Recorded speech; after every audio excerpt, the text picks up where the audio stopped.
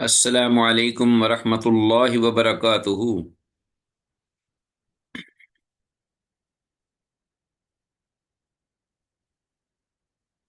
عزیز طلبہ، are you listening?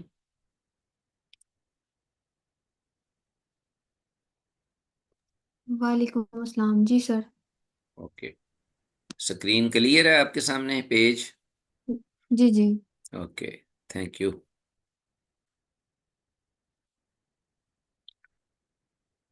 مرحبا بعودتكم أيها الطلاب الكرام إلى درس الحديث من جديد.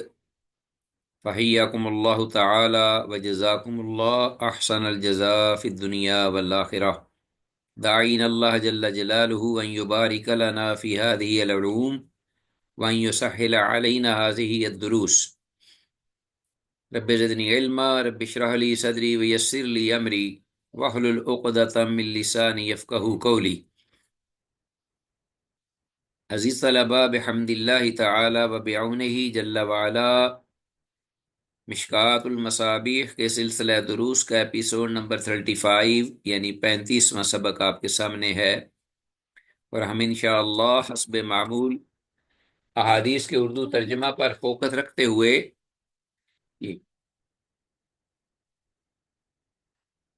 احادیث کے اردو ترجمہ پر فوکس رکھتے ہوئے قابل وضاحت الفاظ و عبارات کی قدر وضاحت بھی کریں گے، اور ساتھ ہی ساتھ حدیث کی اسنادی حیثیت کی بھی نشاندہی کی جائے گی. وما توفیقنا الا باللہ. جی حسن انجم السلام علیکم۔ جی جی. جی السلام علیکم ورحمۃ اللہ۔ استاد محترم، وعلیکم. مجھے یہ پوچھنا تھا، کوشچن تھا میرا کہ جو عقیدے کا نفاق ہوگا، وہ مطلب اس کی اگر ہم وضاحت کریں تو وہ یہ ہوگا کہ جس طرح مطلب نفاق تو بیسیکلی یہ ہے نا کہ ظاہراً کچھ شو کیا جائے جبکہ باطن میں اس کے اپوزٹ چل رہا ہو، ٹھیک ہے نا، جیسے مطلب منافق کرتے تھے، لیکن عقیدے کا یہ ہوگا کہ بظاہر تو مسلمان شو کرے لیکن دل میں کہیں کہ نہیں، مطلب اس چیز کو نہیں مانتے، جو بھی جیسے مسلمان ہونے کے لیے جن چیزوں پہ ایمان لانے کے لیے ایک عملی عقیدے کا نفاق. عقیدے کا میں ہاں آپ جی، کو بتا عملی کا تو میں جی بیٹا جی آپ کو سر۔ میں آپ کو بتاتا ہوں. عملی نفاق وہ ہے کہ آدمی دل میں ایمان ہے، اس کے اللہ اس کے رسول پر ایمان رکھتا ہے، لیکن معاملات کرتے وقت اندر کچھ بات ہو، باہر کچھ بات ہو، جھوٹ بول رہا ہو، دھوکہ دے رہا ہو، دکھلاوا کر رہا ہو، یہ عملی نفاق ہے. لیکن عقیدے کا نفاق یہ ہے کہ سرے سے اندر کفر ہے، اللہ اس کے رسول پر ایمان ہی نہیں، اور زبان پہ کہہ رہا ہے جی آمنت باللہ و برسولہ. یہ عقیدہ ہے. عقیدے کا نفاق جو ہے یہ دائرہ اسلام سے خارج کر دیتا ہے. عملی نفاق جو ہے یہ ایمان کو کمزور کر دیتا ہے، اور اللہ نہ کرے وہ بھی ایسا وقت آ جائے کہ آدمی جو ہے بالکل ہی کنارے پہ پہنچ جائے ایمان کے آخری. تو یہ بات ہے اس کی آسان ترین. واللہ تعالی ولی التوفیق واللہ عالم. جی آتے ہیں عزیز طلبہ آج کے سبق کے حوالے سے حدیث نمبر 341، استنجا کے لیے طاق عدد یعنی اوڈ عدد جو اپنے ہیں ڈیلے استعمال کرنے ہوں گے.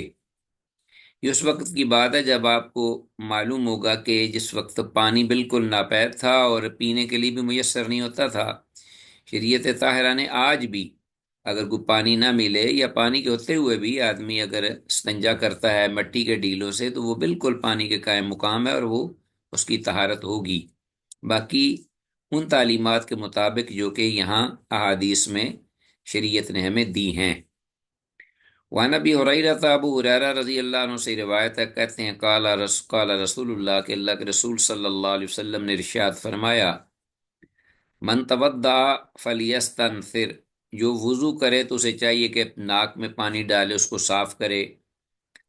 ومن استجمر فلیوتر، اور جو کوئی استنجا کرنے کے لیے ڈیلے استعمال کرے تو اسے چاہیے کہ وہ طاق عدد جو ہے اس کو استعمال میں لائے، یعنی کم از کم 3 ہوں، 3 5 7، جب تک اس کی تسلی نہ ہو، لیکن 3 جو ہیں وہ اس پر ہی وہ اکتفا کرنے کی کوشش کرے، سب سے بیسٹ یہی طریقہ ہے. متفقون علیہ. یہ سنجا کے لیے کم از کم 3، پھر 5 7، اور اگر اس سے بھی زیادہ ضرورت پڑے تو طاق ہی استعمال کرے. ٹھیک ہے جی، یہ بہتر ہے، واجب نہیں. حدیث 342، پیشاب کرتے وقت طہارت کا ہر ممکن طریقے سے خیال رکھنا چاہیے۔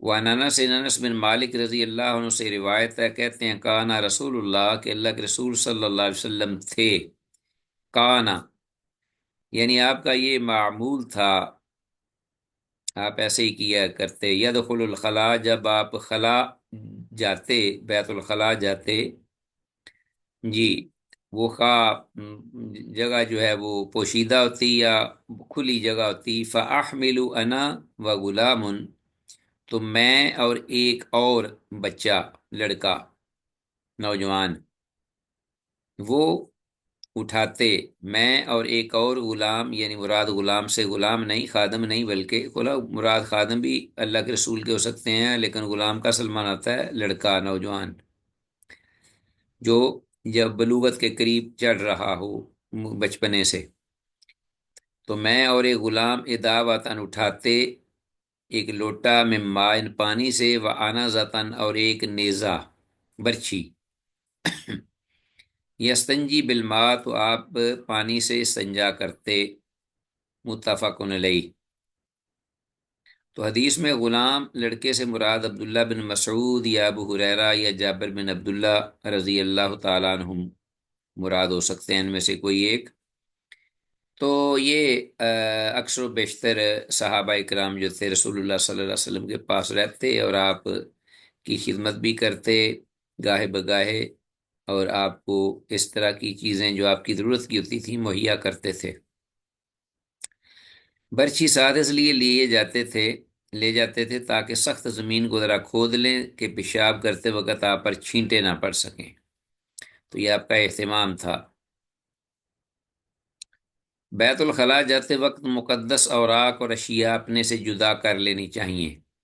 ان انس بن مالک رضی اللہ تعالیٰ عنہ سے روایت ہے، کہتے ہیں قال کان النبی، کہ اللہ کے نبی صلی اللہ علیہ وسلم تھے، اذا دخل الخلاء، جب آپ بیت الخلاء آتے یا اس میں داخل ہوتے، نازع خاتمہ، تو آپ اپنی انگوٹھی اتار لیتے، آپ نے ایک چاندی کی انگوٹھی جو پہنی ہوتی تھی، سلور کی رنگ۔ رواہ ابو داود و النسائی و ترمذی، امام ابو داود اور امام نسائی اور امام ترمذی رحمہ اللہ نے اس حدیث کو روایت کیا ہے۔ وقال ھذا حدیث حسن صحیح غریب، امام ترمذی رحمہ اللہ اس حدیث کی بابت یہ کہتے ہیں کہ یہ حدیث حسن صحیح غریب ہے۔ وقال ابو داود ھذا حدیث منکر، جبکہ امام ابو داود رحمہ اللہ کہتے ہیں کہ یہ حدیث منکر ہے۔ وفی روایت، یہ معروف کے مد مقابل ہوتی ہے، ایک ضعیف راوی جو ہے وہ ثقہ راویوں کی مخالفت کرتا ہے، تو وفی روایت ہی، اور اسی کی ہی روایت میں، یعنی امام ابو داود کی روایت میں، یہ وضع کے الفاظ آئے ہیں بدل نازع، نازع کے بجائے وضع کا لفظ آیا ہے امام ابو داود رحمہ اللہ کی روایت میں، جیسے اوپر آئے اذا داخل الخلاء نازع خاتمہ، تو نازع کی بجائے وضع خاتمہ ہے، معنی ایک ہی ہے کہ آپ اپنی انگوٹھی کو اتار کے رکھتے۔ یہ حدیث ضعیف و منکر ہے، اور منکر وہ ہوتی ہے جس کا دو ضعیف راوی ثقہ اور قابل اعتماد راویوں کی خلاف روایت کرے اور ایسے راوی کے مقابل کی روایت کو معروف کہتے ہیں۔ یہ آپ انشاءاللہ اس مصطلح الحدیث میں پڑھیں گے۔ باقاعدہ قضاء حاجت کے وقت پردہ پوشی کا اہتمام۔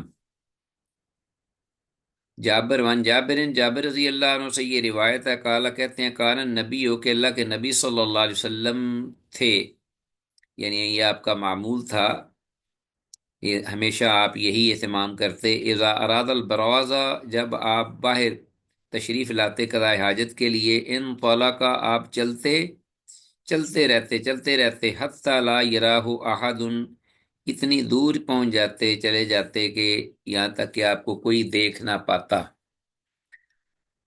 رواہ ابو داود، ایسے امام ابو داود نے روایت کی ہے اپنی سنن ابی داود میں، تو یہ حدیث سند کے اعتبار سے بھی ضعیف ہے۔ اسی طرح امام بحقی رحمہ اللہ اسے اعمش کے طریق سے لائے ہیں، اور اعمش مدلس اور عنان ہیں، واللہ عالم، تو وہ بھی ضعیف ہے، جب وہ مدلس اور معانعن حدیث جب ہو۔ حدیث 345، پیشاب کے لیے زمین کا نرم اور پوشیدہ گوشہائی تلاش کرنا چاہیے۔ جیسا کہ پہلے ذکر ہوا ہے کہ آپ صلی اللہ علیہ وسلم کے ساتھ آپ کے صحابہ اہتمام کرتے تھے، پانی اور برچی نیزہ وغیرہ لے جاتے، جہاں جگہ کو زیادہ ہوتی سخت تو وہ آپ نرم کر لیتے پیشاب سے پہلے۔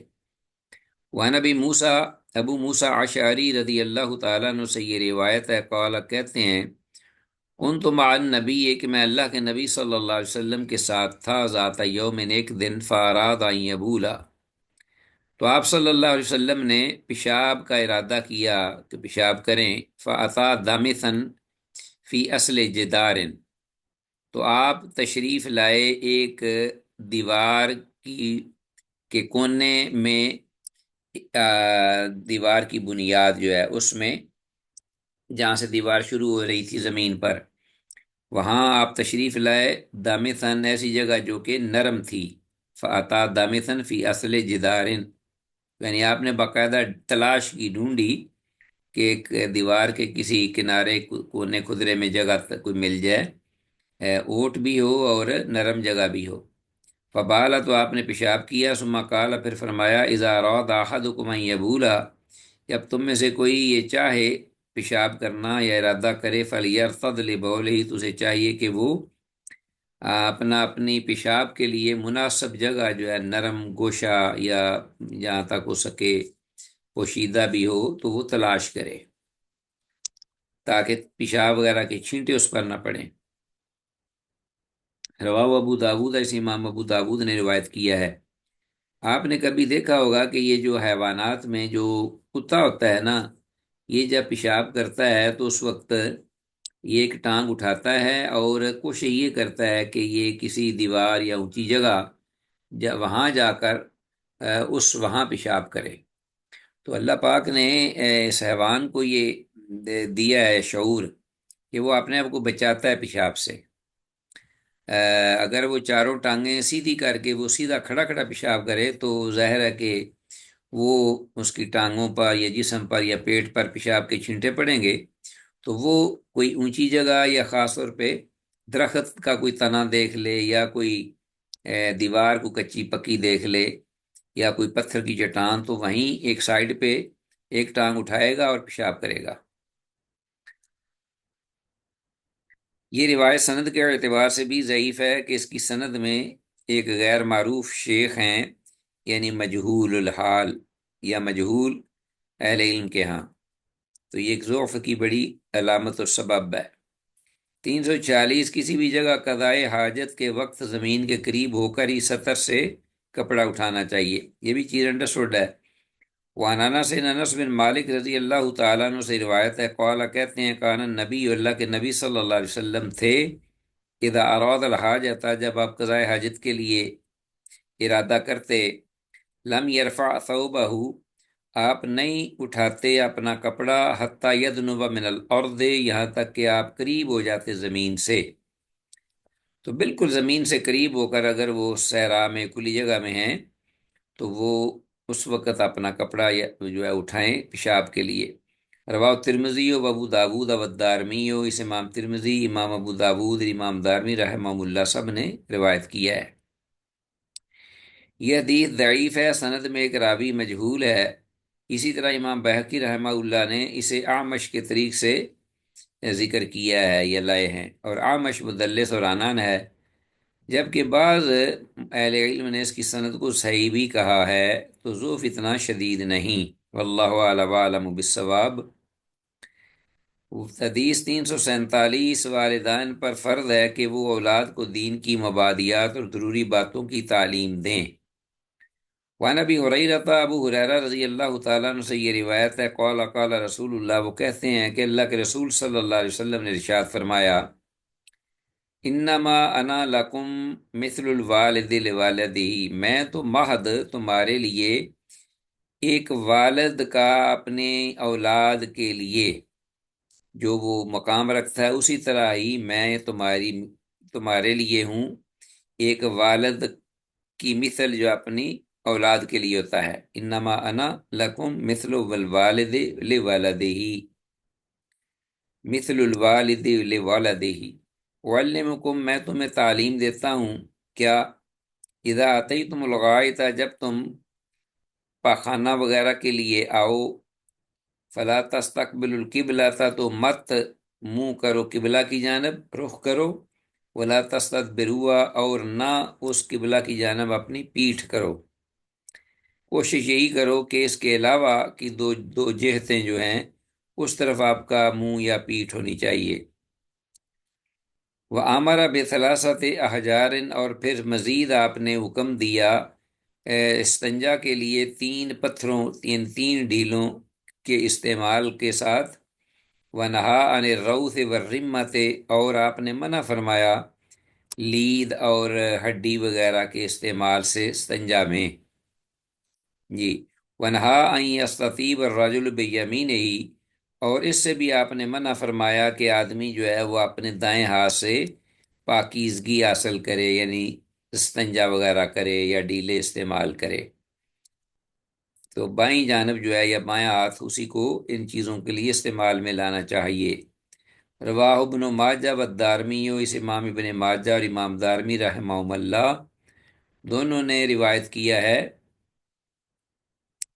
دائیں اور بائیں ہاتھ کا استعمال سنت رسول اللہ صلی اللہ علیہ وسلم کے آئینے میں۔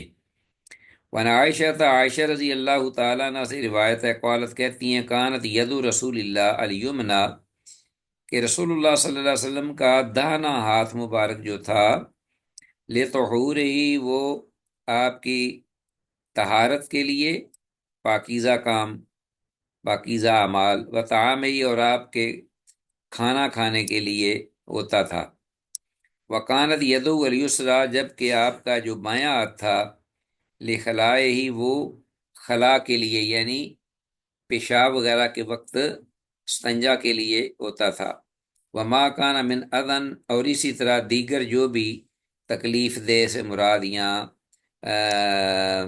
نجاست والی چیزیں یا گندی ہیں ان کی صفائی کے لیے آپ یہ بایاں پاؤں ہاتھ جو ہے وہ استعمال کرتے تھے۔ رواہ ابو داود، ایسے امام ابو داود نے روایت کی ہے سنن ابی داود میں۔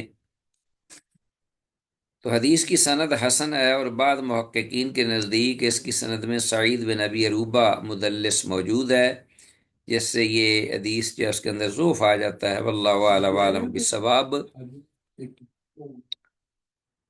ہاں جی، آگے حدیث ہے، مٹی کے کم از کم تین ڈھیلوں سے استنجا طہارت کو کفایت کر جائے گا۔ وعن عائشہ رضی اللہ تعالیٰ عنہا سے ہی روایت ہے، قالت کہتی ہیں، قال رسول اللہ کہ اللہ کے رسول صلی اللہ علیہ وسلم نے ارشاد فرمایا، اذا ذهب احدکم الى الغائط جب تم میں سے کوئی قضاء حاجت کے لیے جائے، فَلْيَضْمَ مَعَهُ بِثَلَاثَةِ أَحْجَارٍ تو وہ اپنے ساتھ لے جائے تین پتھر، مراد ہے مٹی کے تین ڈیلے۔ پتھر بھی اس لیے کہا کہ پتھر بھی اصل میں سخت مٹی بن جائے تو اس کو پتھر کا ڈیلا کہہ سکتے ہیں۔ یستطیب بہنہ اس کے ساتھ وہ اپنی پاکیزگی صفائی کرے، فإنها تجزئ عنہ تو یہ عمل اس کا جو ہے تین بار استنجا کرنا یا ڈیلے استعمال کرنا صفائی کے لیے اس کو اس کی طہارت کے لیے کافی ہوں گے، کفایت کر جائیں گے۔ رواہ احمد و ابو داود و النسائی و الدارمی، امام احمد، امام ابو داود، امام نسائی اور امام دارمی رحمہ اللہ سب نے اس حدیث کو روایت کیا ہے اپنی کتب حدیث میں۔ تو حدیث کی سند میں جہالت ہے اور اس کا شاہد بھی موجود ہے، جبکہ بعض اہل علم نے اسے حسن کا درجہ دیا ہے شاہد کی وجہ سے بھی، اور یہ بھی کہ مفہوم بھی ٹھیک ہے اس کا، واللہ عالم۔ تین ڈیلوں سے نجاست دور ہو جاتی ہے اور پانی کی ضرورت نہیں رہتی، مطلب یہ ہے کہ اس سے اصل طہارت حاصل ہو جاتی ہے، جبکہ پانی استعمال کرنا مستحب ہے۔ تو اگر ڈیلوں کے بعد پانی مل جائے اس کو بھی اگر استعمال میں بندہ لے آئے استنجا کے وقت، استنجا کے لیے، تو یہ اور بہتر طہارت کے قریب ہوگا، معاملہ اچھا ہے۔ 350 حدیث ہر قسم کی لید اور ہڈیوں سے استنجا کرنے کی ممانعت۔ وعن ابن مسعود عبداللہ بن مسعود رضی اللہ تعالیٰ عنہ سے روایت ہے، قال کہتے ہیں، قال رسول اللہ کہ اللہ کے رسول صلی اللہ علیہ وسلم نے ارشاد فرمایا، لا تستنجوا بالروث ولا بالعظام تم مت استنجا کیا کرو لید یا گوبر وغیرہ اس میں آ جاتی ہے ساری جانوروں کی، ولا بالعظام اور نہ ہڈیوں سے، نہ گوبر لید سے اور نہ ہڈیوں سے، فإنها ذات اخوانکم من الجن، اس لیے کہ یہ جو چیزیں ہیں یہ تمہارے بھائی جنوں کی خوراک میں سے ہیں یا خوراک ہیں۔ رواه ترمذی و النسائی، امام ترمذی نے روایت اس کو کی ہے اور امام نسائی نے بھی، الا انہ لم یذکر، مگر امام نسائی رحمہ اللہ نے اپنی روایت کردہ روایت میں یہ الفاظ آگے استعمال ذکر نہیں کیے کہ فَإِنَّهَا زَادُ إِخْوَانِكُم مِّنَ الْجِنِّ، یہ الفاظ نہیں، بقیہ امام نسائی کی روایت میں بھی الفاظ ہیں لا تستنجوا بالروث ولا بالعظام۔ حدیث کی سند صحیح ہے، ہڈی جنوں کی خوراک ہے اور لید ان کے جانوروں کی۔ صحیح بخاری میں ہے کہ آپ صلی اللہ علیہ وسلم نے ارشاد فرمایا، میں نے جنات کے لیے اللہ تعالیٰ سے دعا کی ہے کہ ہڈیوں اور لید میں جنات کے لیے کھانا مرحمت فرمائے، تو اللہ نے وہ دعا قبول کر لی آپ کی۔ رسول اللہ صلی اللہ علیہ وسلم کو بیدار کر دینے والے 3 ناپسندیدہ اعمال۔ وہاں رویفع بن ثابت رضی اللہ تعالیٰ عنہ سے روایت ہے، کہتے ہیں قال قال علی رسول اللہ، کہ مجھے رسول اللہ صلی اللہ علیہ وسلم نے ارشاد فرمایا، یا رویفع، اے رویفع، لعل الحیات ستطول بک بعدی، شاید کہ زندگی آپ کی جو ہے وہ میرے بعد طول پکڑ لے، یعنی تیری عمر جو ہے وہ دراز ہو جائے میرے بعد، شاید کہ آپ کی زندگی میرے بعد ستطول بک بعدی، عنقریب طول پکڑ جائے یعنی لمبی ہو عمر۔ فاخبر الناس، تو تم ایسے کرنا کہ لوگوں کو خبر دینا، ان من عقد لحیتہ، کہ جس نے اپنی داڑھی کو گرہ لگائی، او تقلد وطرا، یا اس نے تانت جو ہے وہ گلے میں لٹکائی، ہاں جی تانت کی رسی گلے میں لٹکائی یعنی اس کا ہار پہنا، او استنجا برجیع دابۃ، یا اس نے استنجا کیا کسی جانور کی لید وغیرہ یا گوبر سے، او عظم، یا کسی کی ہڈی سے، فإن محمدا منہ بریء، تو یقیناً محمد صلی اللہ علیہ وسلم اس شخص سے بری ہیں، یعنی اس سے لا تعلق ہیں۔ رواہ ابو داود، ایسے امام ابو داود نے روایت کیا اس حدیث کو۔ تو بہرحال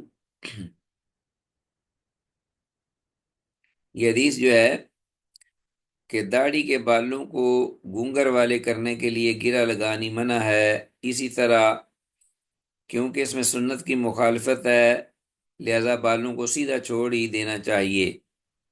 اہل جاہلیت بچوں، گھوڑوں اور اونٹوں کے گلوں میں نظر بد سے بچنے کے لیے چمڑے کی تانت کا ہار ڈالتے تھے، چمڑے کی تانت ہے یہ، چونکہ اس میں کفار کی مشابہت ہے اس لیے آپ نے اس سے منع فرمایا۔ کفار کی معمولی رسموں سے اس حد تک نفرت تھی، تو بڑی رسم و رواج میں کیا حال ہوگا جو آج کل ہوتا ہے، اللہ رحم کرے۔ تو یہ جو لفظ ہے او تقلد وطرا، یا آپ یا کوئی کسی نے چمڑے کی تانت جو ہے وہ گلے میں لٹکائی، جیسے کہ آج کل لوگ جو ہیں نا ہمارے ہاں بھی بچوں کو یا اپنوں کو بڑوں کو یا جانوروں کے گلے میں نظر بد نہ لگ جائے تو عجیب قسم کے تعویذ اور گنڈے اور گٹ لٹکائے ہوئے ہوتے ہیں۔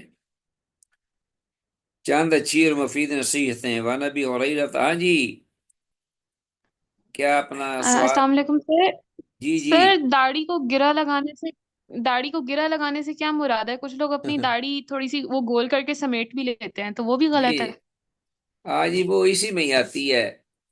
باقی ایک یہ ہے کہ بعضوں نے یہ کہا کہ وہ عرب جو تھے وہ جن کی لمبی لمبی داڑیاں ہوتی تھی وہ، یا جیسے سکھوں نے بھی آپ کو دیکھا ہوگا آپ نے کہ پوری وہ داڑیاں رکھتے ہیں اور وہ اس کو جوڑا بنا کر اس کو بٹ چڑھا کے اور پھر اس کو بلکہ اس کے اندر جیسے عورتیں اپنے بالوں کا وہ نکالتی ہیں نا، اپنے گونتی ہیں، اسی طرح وہ گریں لگاتے ہیں باقاعدہ داڑیوں کو۔ تو وہ پتہ نہیں ایک ان کا اس کے پیچھے کوئی مذہبی معاملہ ہوتا ہے یا کوئی عادت ہوتی ہے یا یہ کہ بڑی نہ لگے، لیکن بڑی لگنا جو ہے اگر کسی کو نہیں اچھی لگتی تو وہ ویسے کٹوا دیتے ہیں، لیکن رکھ کر اس کو سمیٹنا یہ کوئی سمجھ میں نظر میں بات نہیں آتی ایسی۔ تو یہ اسی میں ہی آتی ہے، احتیاط کرنی چاہیے کہ ہم جو یا عام لوگ بڑی داڑیوں کو اس طرح سمیٹ کر اندر کر دیتے ہیں تاکہ چھوٹی نظر آئے، تو وہ بہرحال اپنا اس سے احتیاط ہی بہتر ہے، یہ ہو سکتا ہے اسی ذائل میں آ جائے۔ باقی جو عرب تھے یا اس سر وقت، کچھ جی جی، ہاں جی بتائیے۔ سر کچھ لوگ ہوتے ہیں جو ان کی داڑھی تو لمبی ہوتی ہے جیسے سنت رسول ہے، ہاں جی لیکن وہ بس داڑھی کو موڑ کر اندر اس لیے کر لیتے ہیں تاکہ وہ تھوڑا سا نیٹ لگے کیونکہ وہ زیادہ پھیلی ہوتی ہے۔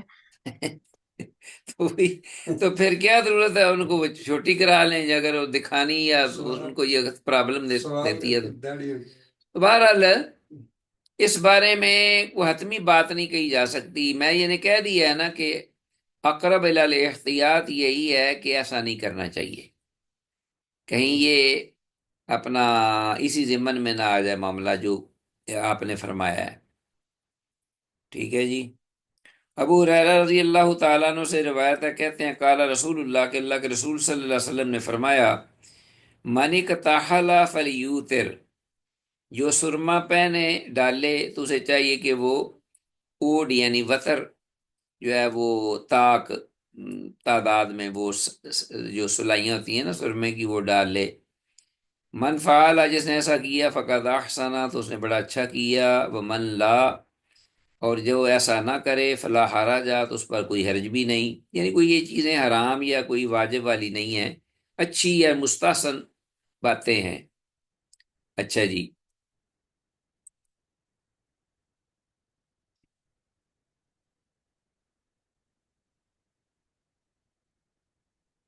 اچھا یہ کیا ہوا ہے؟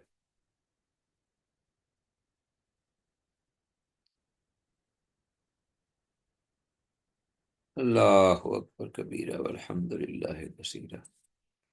جی کلیئر ہو گئی ہے آپ کے پاس حدیث؟ جی الحمدللہ۔ جی پھر چلے جی۔ تو ومن استجمر فلیوتر، اور جو کوئی استنجا کرتے وقت ڈیلے استعمال کرے اسے چاہیے کہ فلیوتر وہ طاق عدد استعمال کرے۔ من فعل، جس نے ایسا کیا فقد احسن، اس نے بہت اچھا کیا، ومن لا، اور جو ایسا نہ کر سکے فلا حرج، تو اس پر کوئی حرج یا تنگی یا کوئی بار بوجھ کفارہ ایسی چیز کوئی نہیں۔ ومن اکلا، اور جس نے کھانا کھایا فما تخلل، تو جو اس نے خلال کیا یعنی دانتوں میں سے کوئی بعض اوقات نا اپنے تنکے سے یا کوئی باریک چیز سے اس کو خلال کرتے ہیں، بعض خلال کرتے ہیں کھانے کو کچھ چیزیں یا کوئی گوشت وغیرہ کے ریزے ریشے پھنس جاتے ہیں، تو جس نے خلال کیا فل یلفظ، تو چاہیے کہ وہ چیزیں پھینک دے باہر، یعنی وہ آگے نہ نکل جائے جو وہ اپنے اس سے نکالتا ہے اپنی خود محنت سے۔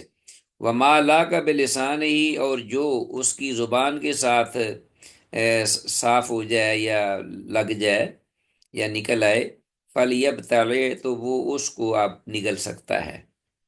زبان جو ہے اس کے ساتھ اگر دانتوں میں سے کوئی چیز جو ہے وہ لگ کر اندر چلی جائے نکل آئے دانت سے، تو وہ کھا سکتا ہے، وہ کھا لیا کرے، نگل جایا کرے، اس کو پھینکنے یا تھوکنے کی ضرورت نہیں ہے۔ لیکن جو خود تیلے وغیرہ تنکے سے نکالتا ہے اس کو جو ہے وہ پھینک دینا چاہیے، یعنی یہ بہتر چیز ہے۔ من فعل، جس نے ایسا کیا فقد احسن، تو اس نے بہت اچھا کیا، عمدہ کیا، ومن لا، اور جو نہ کر سکے فلا حرج، تو اس میں کوئی حرج نہیں۔ ومن عطل غائطہ، اور جو کوئی پیشاب وغیرہ کے لیے آئے قضاء حاجت کے لیے، فلیستتر، تو اسے چاہیے کہ وہ اپنے آپ کو ڈانپے چھپائے۔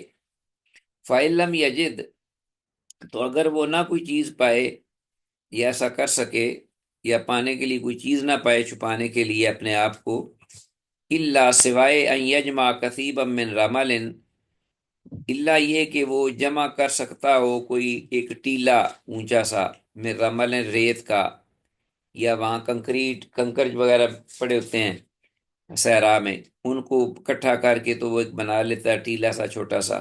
فلیستدبر ہو تو اس کو اپنی پیٹھ کے پیچھے رکھ لے، یعنی اس کے پیچھے، یا اس کو بنا کر اونچا رمل یعنی مٹی کو اکٹھا کر کے تھوڑا ڈھیر بنا کر، تو اس کی اوٹ میں وہ اپنا کر لے پیشاب قضاء حاجت۔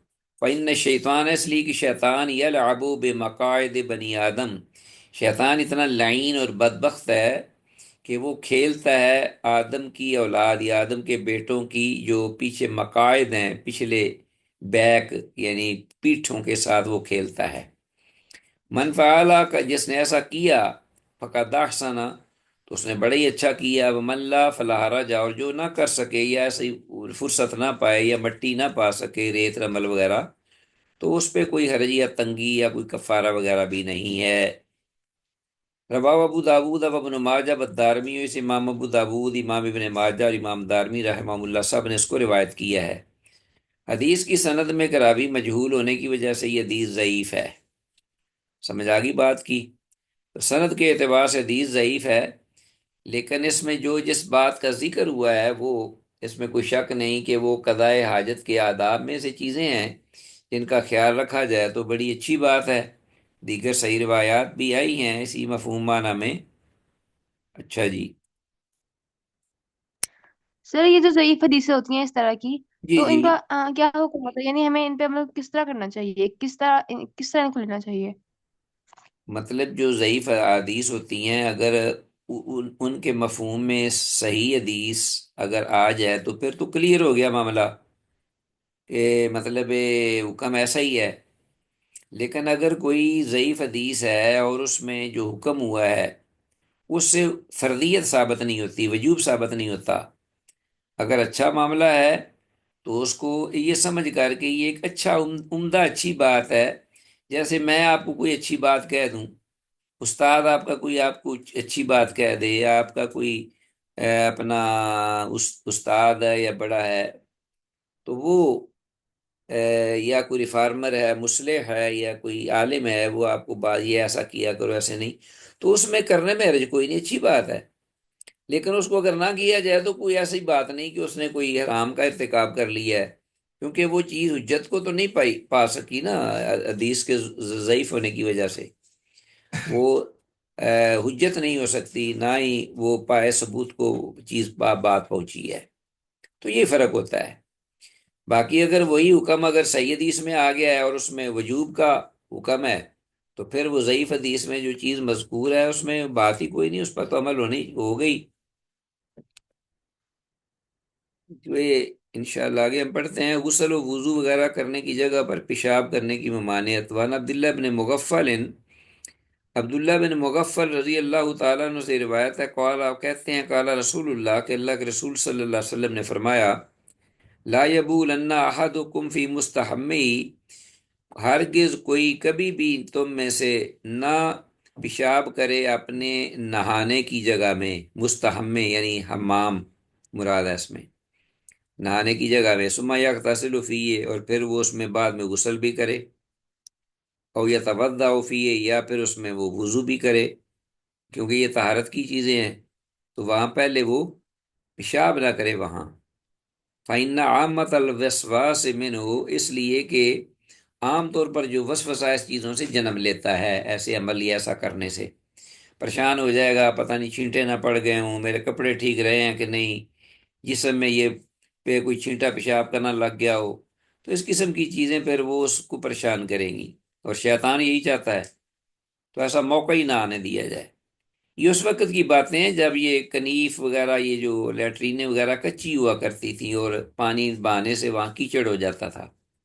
تو آج کل تو ماشاءاللہ ہمارے واش روم جو ہیں وہ ہمارے اندر جو گھر کمرے ہیں ان سے بھی صاف ستھرے ہوتے ہیں، اور صاف بھی، اور اپنا صفائی اور طہارت اور پانی، اور تو اس لیے آج یہ مسئلہ نہیں ہے۔ اچھا جی، رواہ ابو داود و ترمذی، امام ابو داود اور امام ترمذی رحمہ اللہ نے اس حدیث کو روایت کیا ہے، والنسائی، اور امام نسائی نے بھی، الا انہما، لم ید لم یذکرا، مگر یہ آخری دو جو امام ترمذی اور امام نسائی ہیں، انہوں نے اپنی روایت میں یہ الفاظ ذکر نہیں کیے کہ ثم یغتسل فیہ او یتوضأ فیہ، کہ پھر وہ اس میں غسل کرے یا اس میں وہ وضو کرے۔